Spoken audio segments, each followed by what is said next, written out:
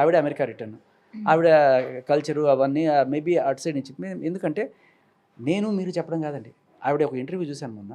ఆవిడ కన్న కొడుకు చెప్తున్నట్టు ఆవిడకి, అమ్మా అలా వేసుకోకమ్మా అని చెప్పంటే, హై అలా కాదురా, ఇలా ఉండాలి అని ఆవిడ. ఇప్పుడు మీరు బలవంతంగా అలవాటు చేయడం వీడు న్యాచురల్ ఇన్స్టింక్ట్గా వాడికి ఒకటి అనిపించింది. మనిషికి సిగ్గు అనేది న్యాచురల్ ఇన్స్టింక్ట్.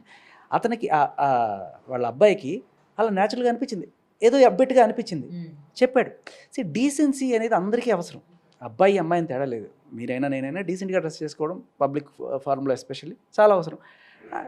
అండ్ ఇంకొకటి, ఈవిడ ఒక కామెంట్ చేశారు, శివాజీని నార్సిస్ట్ అన్నారు. నార్సిస్ట్ అంటే మరి ఆయన శివాజీ గారికి తెలుసో తెలీదో, దానికి ఆయన ఎందుకు రియాక్ట్ అవ్వలేదో నాకు తెలీదు. ఇట్స్ లిటరలీ ఒక డిఫెమేషన్. ఆయన్ని చాలా తప్పుగా చూపిస్తున్న ఒక వర్డ్. ఆయన అన్న మాటకి ఆవిడ అన్న పదానికి అసలు చాలా దూరం ఉంది. ఇది నార్సిస్ట్ అంటే విపరీతమైన స్వార్థం అనమాట.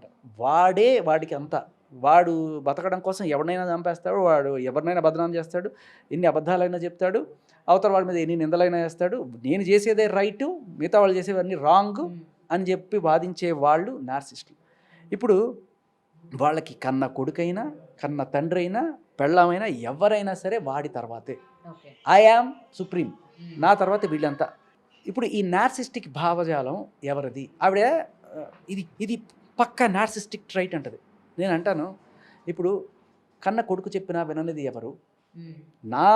నా లైఫ్ నా ఇష్టం, ఎవడు ఎటుపోతే నాకేంటి అనుకోవడం కదా.